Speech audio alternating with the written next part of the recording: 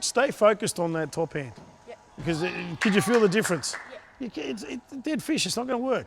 It's back to work for Neil Dcosta, Philip Hughes, coach and confidant, the man who met him as a 16-year-old country hopeful and helped him become a test and one-day record breaker. Good. Last week, as a stunned sport stopped, the coach couldn't continue either. I don't think I was ever going to not come back, but I certainly needed a couple of days away from cricket. There's no doubt about that. So, well, I mean, I think away from work, yeah. When was the last time you had 4 days away from work? No, not for a long time.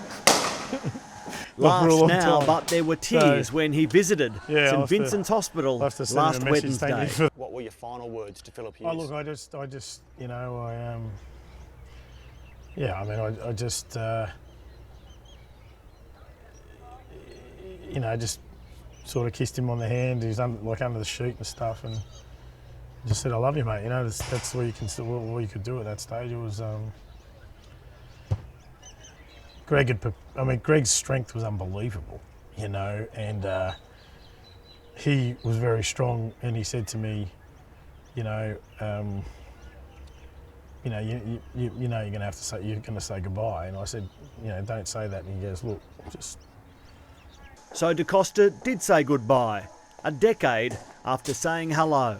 Yeah, the first time I met him was at Mona Park in Auburn. He was playing a New South Wales under-17 trial game.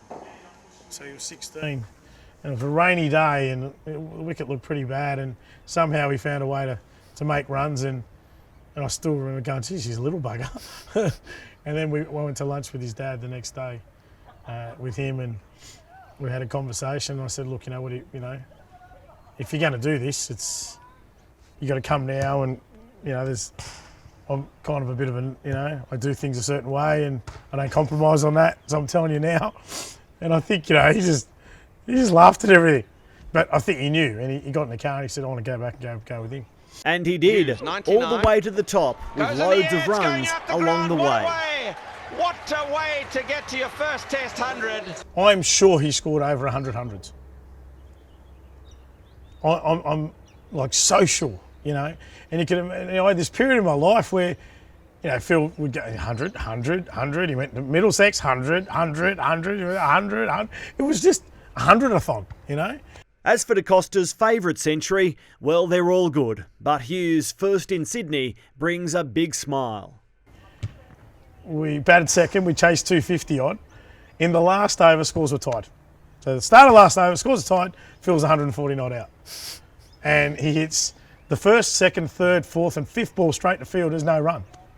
I'm like, oh, this is unbelievable. And then the last ball, he hits it out of the ground. And he tears off. He's jumping, he's carrying on like you wouldn't believe. And I just look at him, he goes, that's how we roll, bros. Like, it was like you won the World Cup. So that kind of innings, for me, you know, it just kicked it off. I knew right then and there, mate, nothing's going to stop this guy. Why was Philip Hughes special as a cricketer? Look, I think, yeah, you're right. They're all special as young men. But in terms of what was the one thing that he had, he always was trying to find a way to score runs. And I think most people are obsessed with getting out. How do I not get out? And he didn't seem to have that. He seemed to more think about, well, how can I score runs? Where's the fielder? I'll hit the ball where the fielder's not. That was unique. And I've said this to many people, when you bat, you have to think exactly like life. I know I'm going to die, but it's not going to be this ball. And you need to not. So I just find this whole thing ironic, because he was so brilliant at doing that at the crease. Some people never make it because all they're obsessed about is how they're going to get out. So they get out.